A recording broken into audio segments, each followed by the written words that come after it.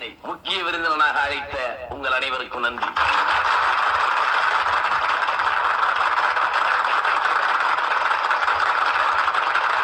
காதலை எழுதியவன் அழைத்தான், அவன் பேனாவின் பிரளயம் இந்த மேடையில் அரங்கேறட்டும். இவளோ காதல் தேவதை, காதலை ஆளும் தேவி. பூமியில் காதல் எல்லாம் தோல்விதானா என சிந்தித்தான். அது ஏன் என்ற கேள்விகளோடு அந்த காதல் தேவதையை சந்திக்க வருகிறான் ஒருவன்.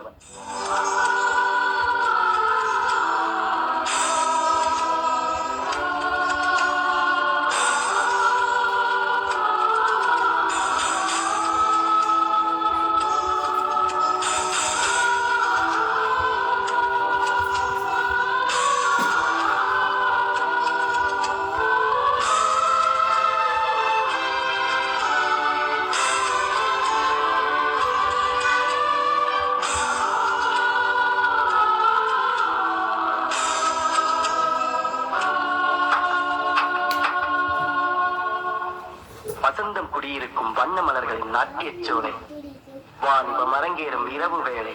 மது கிண்ணம் அவன் கையில், மாதுவின் கண்ணம் அவன் இதழில். கனிகள், அறுசுவை கனிகள், கை தொட்டாலும் கண் பட்டாலும் ஆயிரம் ஆயிரம் சுகம் தரும் கன்னிகள். ஆனந்தம், பேரானந்தம். பெண்ணை விழி இல்லை மலர் என்றேன், காதல் மொழி பேசும் பள்ளி என்றேன், இமை இல்லை பறவை என்றேன், இதழ் இல்லை கனி என்றேன், அங்கம் தங்கம் என்றேன், அவளை அழகின் கூட்டு என்றேன், நிலவென்றேன், நீர் என்றேன், நிலம் என்றேன், கடல் என்றேன், தென்றல் காற்று என்றேன், முடி மேகம் என்றேன், அவளின்றி வாழ்க்கை முடியாது என்றேன். என் மனம் தெரியவில்லை அவளுக்கு, காதல் புரியவில்லை உலகுக்கு. காதல் செய்தது குற்றமா, இல்லை காலம் செய்தது குற்றமா? யார் மீது குற்றம் சொல்வேன்? இல்லை நான் பிறந்ததே குற்றமா?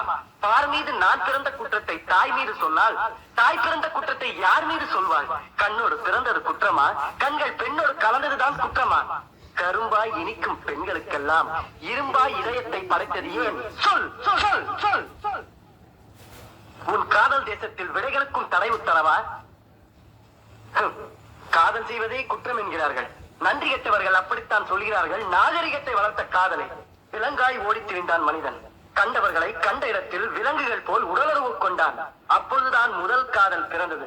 பெண்ணிடம் அன்பும் காதலும் கொண்டான். அப்பொழுதுதான் நாகரிகம் பிறந்தது. இவள் எனக்கு மட்டுமே சொந்தம் என்றான். இவளை யாரும் தீண்டக்கூடாது என்றான். மனித கூட்டத்திலே கலகம் பிறந்தது. அப்பொழுதுதான் நியாயம் பிறந்தது. இவளிடம் இப்படித்தான் உறவு கொள்ள வேண்டும் என்று நீதியும் பிறந்தது. காதலால் இலக்கணமும் இலக்கியமும் பிறந்தது.